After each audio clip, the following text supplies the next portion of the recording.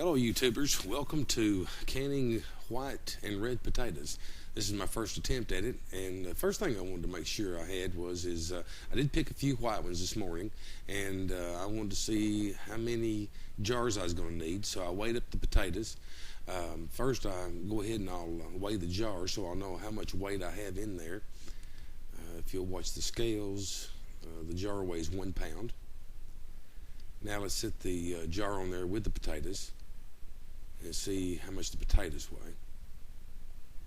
And as you can see, the scales, it weighs 2 pounds now, so there's a pound of potatoes in there. I've weighed the potatoes and I've got 6 pounds, so I'm figuring 6 jars, but I'm going to go ahead and do 7 just in case. And I'll show you all the potatoes that I picked this morning. It came from 8 plants. These are small now, but that's because they're new potatoes, and I like new potatoes. They're really good for soups.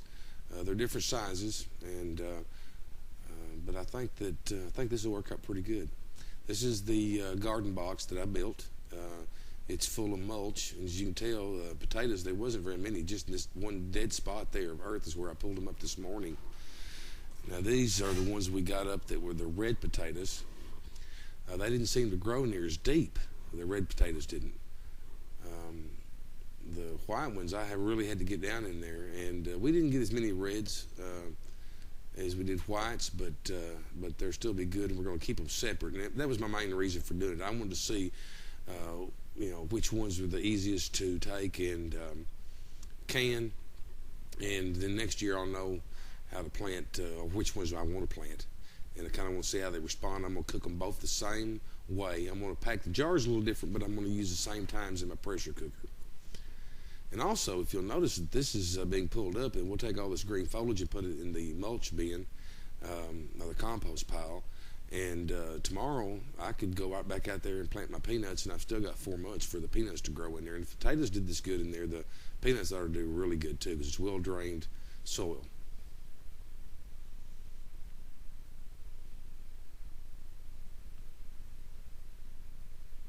As you can see here, Tina was digging down deep trying to find some more red ones, and they just were not down there. They almost all came up with the root system. Can't have enough water. Let me tell you, you just cannot have enough water to do this. Now, here we cleaned them, separated them, and took the whites from the reds so that we can kind of get an idea of what we're doing here as we go through this process. Like I say, water. You're going to use a lot of it. Now, we did blanch these in hot water and then cooled them with ice to get the skins off best we could, but you can still tell the difference between the whites and the reds. Now, here's where I took the jars and actually just sterilized them so that we would have the jars, completely sterilized. Now, if you'll notice, in this one here, she's actually dipping the potatoes out, the white potatoes, and putting them in the jars with a ladle. Now, this took a lot longer time than just dry packing them. And when we do the reds, we dry pack them. I did end up with 7 jars, and I've got my instructions and everything on my canner, so I went ahead and got it all together and got my stuff together. But like I say, you have to have so much water in this process that if you're using big pots and pans, you can't get them on a little stove. Several people said lemon juice. That helps with the color, keeps them from losing their color as they're sitting in the jars. Now, Tina's getting all the air bubbles out there. Now, there's the red ones if we'd blanched them. Here's my 10-pound weight. That's what it called for. After I get air coming out the top, then I'll place the weight on there.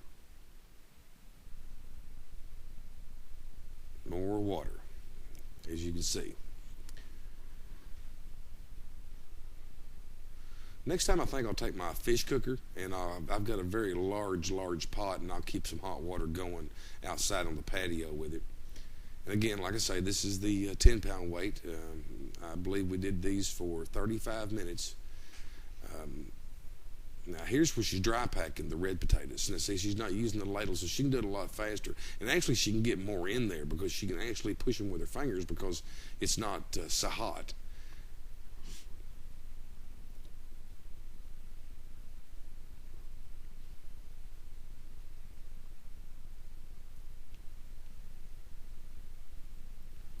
She's not counting them.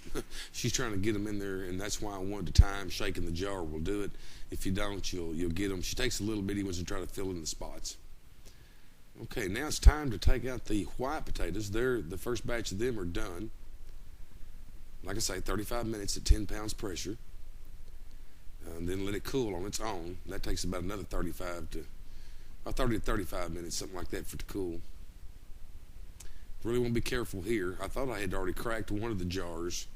It just appeared that way. I don't think I did. I'll have to check it after they cool tomorrow. But be very careful. As you can see, that's bubbling inside those jars. You drop something like that and you're going to get burnt.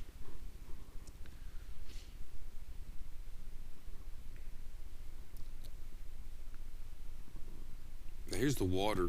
That's the pan of water she used to ladle over those red potatoes. She's also putting more lemon juice. In this batch, we only had 5 jars.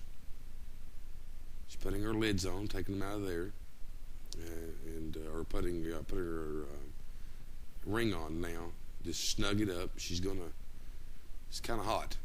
There we go. Now she's got it together. Now she's going to tighten it up just a little bit, not too much, and we'll set it over in the water bath, or set it over in the pressure canner.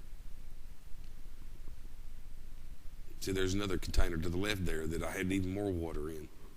These are the white ones. They're done. They're cooling.